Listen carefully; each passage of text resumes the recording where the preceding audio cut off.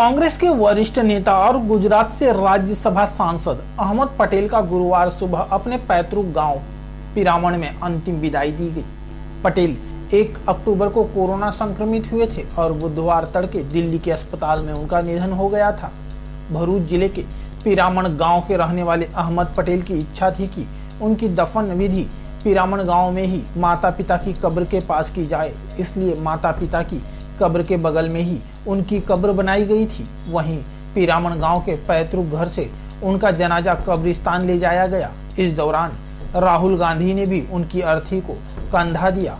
मध्य प्रदेश के पूर्व मुख्यमंत्री कमलनाथ, छत्तीसगढ़ के सीएम भूपेश बघेल, कांग्रेस के प्रवक्ता रणदीप सुरजेवाला सहित गुजरात के कई कांग्रेस नेता भी उनके अंतिम संस्कार में शामिल होने पिरामण गांव पहुंचे थे।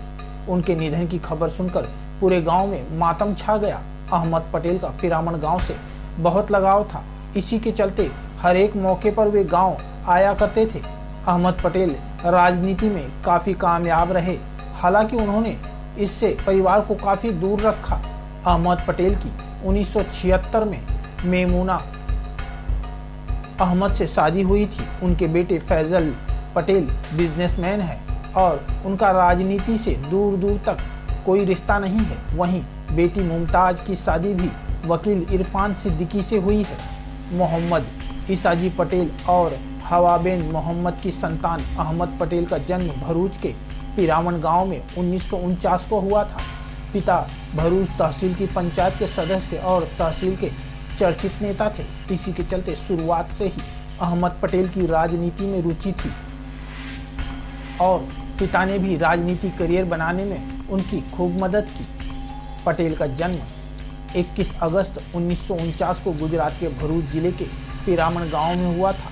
वे 3 बार लोकसभा सांसद और 4 बार राज्यसभा सांसद रहे। उन्होंने पहला चुनाव 1977 में भरूच लोकसभा सीट से लड़ा था और वे जीते थे। तब उनकी उम्र मात्र 28 साल थी। 1980 में पटेल भरूच से ही 82,884 वोटों से और 1984 में 1,23,069 वोटों से जीत दर्ज की थी। अहमद पटेल 2001 से सोनिया गांधी के राजनीतिक सलाहकार थे। जनवरी 1986 में वे गुजरात कांग्रेस के अध्यक्ष बने थे। 1977 से 1982 तक यूथ कांग्रेस कमेटी के अध्यक्ष भी रहे। सितंबर 1983 से दिसंबर 1984 तक वे कांग्रेस के जॉइंट सेक्रेटरी रहे। बाद में उन्हें कांग्रेस का कोषाध्यक्ष बनाया गया। कांग्रेसवासी अपने इस नेता को नहीं भूल पाएंगे। भरूच से रमेश वैष्णव की एक रिपोर्ट। श्री अहमद पटेल जी के अंतिम संस्कार में उनके जनाजे में शामिल होने के लिए हाजिर हो गए। अहमद पटेल साहब की जो शख्सियत थी, उनकी जो पर्सनालिटी थी, वो बहुत बड़ी थी और बहुत अजीम थी। और मैं इस बात को जिम्मेदारी से इसलिए कह रहा हूँ कि पिछले तकरीबन 23 सालों से मेरा उनसे रिश्ता था। मैं कांग्रेस की जो स्टूडेंट विंग है NSUI, इसमें काम करता था और उसके बाद ऑल इंडिया का प्रेसिडेंट था और उस समय से लगातार अहमद पटेल साहब के संपर्क में था। मुझे या मेरे साथियों को, चाहे स्टूडेंट कांग्रेस के लोग हों, चाहे यूथ कांग्रेस के लोग हों और अब चाहे माइनॉरिटी डिपार्टमेंट के साथी हों, जब भी कोई किसी तरह की समस्या को लेकर गया, चाहे वो पार्टी की हो, चाहे वो संगठन की हो, चाहे वो व्यक्तिगत हो, हमेशा उसका समाधान करके वो भेजते थे, हमेशा वो मदद करके भेजते थे। उनके दरवाजे पर कोई भी गया, गरीब हो कि अमीर हो, छोटा हो कि बड़ा हो, किसी भी जात का, किसी भी मजहब का, किसी भी बिरादरी का, किसी भी इलाके का हो, हमेशा उन्होंने मदद करने का काम किया। मैं समझता हूँ कि अहमद पटेल साहब की शख्सियत और उनके जैसा इंसान सदियों में पैदा होता है।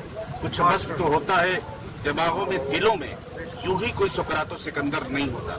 मैं अपनी तरफ से, अपने संगठन अखिल भारतीय कांग्रेस कमेटी अल्पसंख्यक विभाग की तरफ से श्री अहमद पटेल साहब को खिराज अकीदत पेश करता हूं, उन्हें श्रद्धांजलि अर्पित करता हूं। साथ ही साथ खुदा से ये दुआ करता हूं कि उनके दोनों जो बच्चे हैं, उनकी बेटी मुमताज और उनके बेटे फैसल, दोनों को अल्लाह ताकत दे।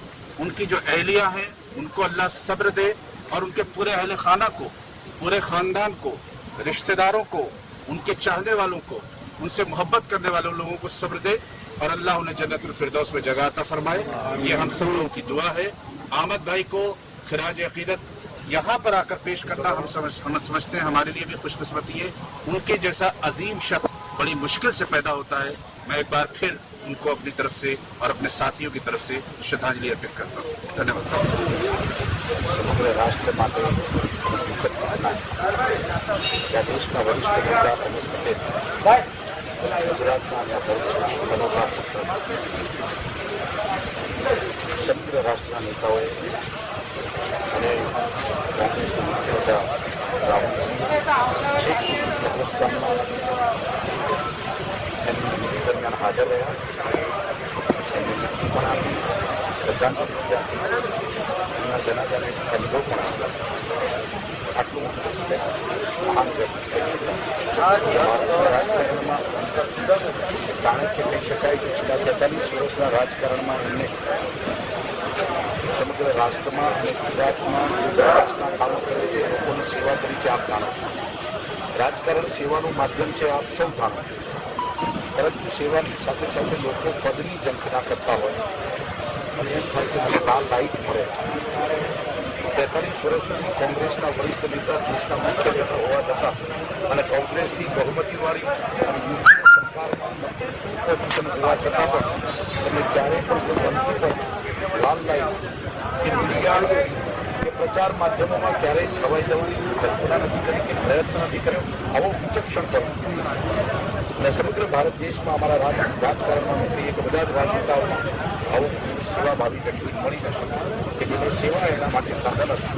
અને કહેવાય છે કે દિલ્હીમાં 5 વાગ્યા સુધી એ જાગી લોકોને એપોઇન્ટમેન્ટ આપી એમના પ્રશ્નો હલ કરવાની એમની જે ભાવના મોટી છે.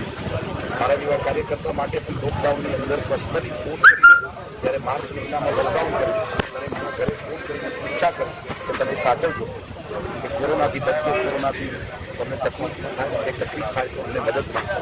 એ જ કોરોના એમને ભરતી. કોરોનાની બાબતમાં આપણે સૌએ સાવચેતી રાખવી જરૂરી છે, કારણ કે દેશના આવા મહાન નેતાઓ કોરોનાની બીમારીના કારણે આપણે ગુમાવી દીધા છીએ. એ સૌના માટે ચેતવણીરૂપ છે અને હજી પણ કોરોના 1 વર્ષ સુધી છે. આવા મહાન નેતાને એમના ઘરે આપણે એમને શ્રદ્ધાંજલિ આપું છું. એમના પરિવારને આ દુઃખ સહન કરવાની શક્તિ આપે અને અમારા જેવા કોંગ્રેસના હજારો લાખો કાર્યકર્તાઓ કે જેમને એમને મદદ કરી છે, એના લીધે અમે રાજકારણમાં આવ્યા, જાહેર જીવનમાં આવ્યા, અમે એમને જિંદગીભર યાદ રાખીએ. એમની ખોટ ક્યારેય પણ પૂરાઈ શકતી નથી.